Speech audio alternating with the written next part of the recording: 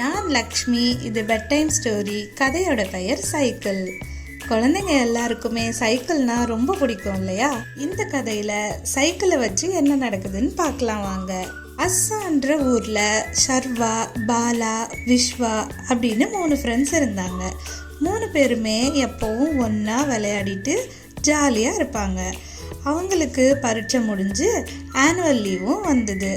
அவங்க 3 பேருக்கும் சைக்கிள்னா ரொம்ப பிடிக்கும். அதுக்காக அவங்க பணம் சேர்த்து வைக்கவும் ஆரம்பிச்சிருந்தாங்க.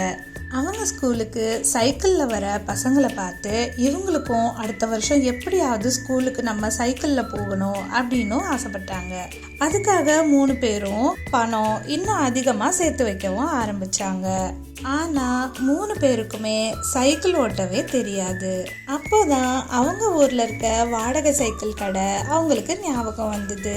உடனே 3 பேரும் சேர்ந்து அந்த கடைக்கு போய் ஆளுக்கு 1 மணி நேரம்ன்ற கணக்கில் 3 மணி நேரம் 3 சைக்கிள் ஓட்டி கற்றுக்கிறதுக்கு எவ்வளவு ஆகும் அப்படின்னு கடைக்காரர்கிட்ட கேட்டாங்க.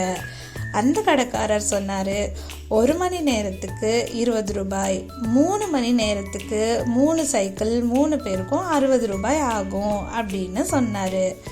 அப்போது விஸ்வா சொன்னா, நாம் இதுக்கு 60 ரூபாய் தினமும் கொடுத்துட்டா அப்புறம் எப்படிடா நாம் புது சைக்கிள் வாங்க பணம் சேர்த்து வைக்க முடியும் அப்படின்னு கேட்டான்.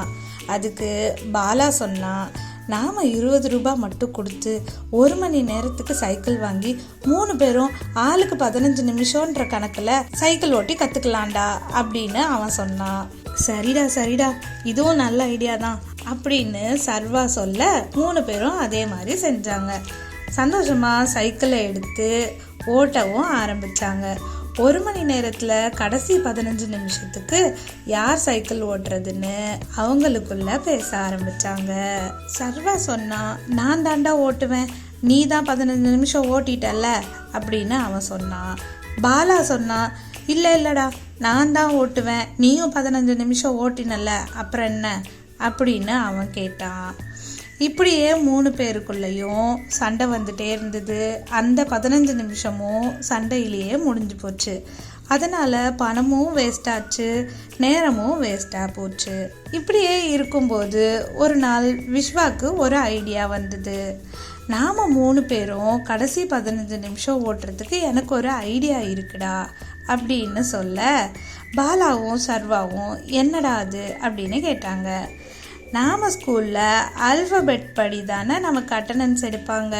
அது போலவே ஏபிசிடி வரிசையில் பெயர் இருக்க நாம் அந்த கடைசி 15 நிமிஷம் தினமும் ஒருத்தராக ஓட்டி கற்றுக்கலாம்டா. அதனால் நமக்கு சண்டையும் வராது, காசும் வேஸ்ட் ஆகாது, நாம் சீக்கிரம் கற்றுக்கலாம்னு சொன்னான்.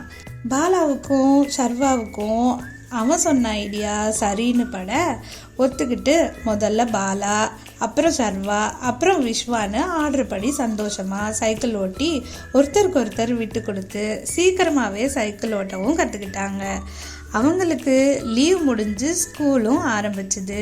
அவங்க 3 பேரும் சேர்த்து வச்ச பணமும் சைக்கிள் வாங்குறதுக்கு தேவையான அளவுக்கு இருந்தது. அவங்க அப்பா அம்மாவோட உதவியோட 3 பேருக்கும் ஒரே சைக்கிள் வாங்கி அதை ஆளுக்கு ஒரு நாள் ஓட்டிட்டு ஸ்கூலுக்கும் ஜாலியாக போயிட்டு வந்தாங்க.